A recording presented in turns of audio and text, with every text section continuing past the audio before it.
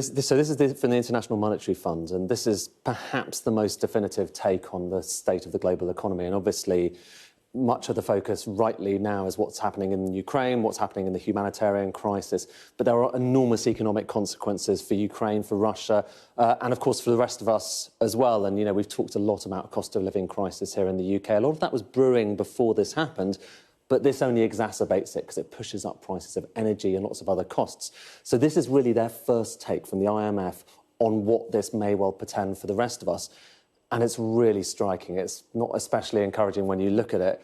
The world was just recovering from COVID-19. This was supposed to be one of the years when we were going to be bouncing back. But instead, we're going to have a big cut to economic growth in the UK by about 1 percentage point and in many other countries as well. It's worth just looking. I think we might be able to show you a chart of what this actually means for the Ukraine and for Russia. So this is Ukraine, and this just shows their annual growth forecast for each year, and it's going all the way back to the early 1990s.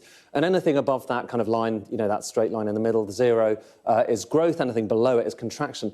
And just look at what's happened. You can see the previous forecast there, relatively, you know, robust growth in the next few years. But what has happened is they've just cut that down to a 35% contraction this year in Ukraine, the worst recession that, you know, they've ever had since certainly in the post-Soviet era. That's Ukraine, and, you know, that's partly as a result of, obviously, many of those refugees, a lot of people leaving the country, the enormous damage to industry, to agriculture, and so on. But have a look at Russia as well, because I'll show you the same chart, but for Russia. And here, it's not as big a fall, but this is the impact here of sanctions. So, obviously, the previous forecast, again, relatively strong growth, talking about kind of, you know, between 0 and 5%. But now they are talking at the IMF about 8.5% contraction. If you have a look at that red line, that is actually the deepest recession since those kind of years in the aftermath of the breakup of the Soviet Union, which was a terrible time for the Russian economy. So it really just underlines that sanctions are having a big impact on Russia, or are expected to, according to the IMF. And the final thing that's worth just looking at is when you look across the world at the kind of the downgrades we're likely to see to many other countries. So those bars are just showing you how much these countries have been downgraded by. And what all of these charts are basically showing you is just the rate of growth. And that matters because this is about incomes that go into people's pockets or not. So that's less money for everyone, less output for everyone, less activity. And in the UK, it's down by a percentage point, down from 4.7%. Again, that was going to be our bounce back, or part of our bounce back after COVID. Now it's only 3.7%. It's pretty weak growth the next year as well. We're not quite as much affected as Germany or Italy. They have more direct links to Russia, particularly when it comes to energy. But look, you know, there are very few positive stories here.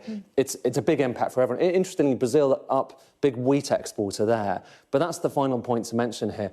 Because Russia and Ukraine are such big exporters of food and fertilisers, the concern is, in fact, we're already starting to see it, the food prices go up even more than was already expected. And as a result of that, what often happens, you often get social unrest, particularly in emerging economies. And that's what we saw after the last financial crisis, 2008. Remember, the Arab Spring happened after that.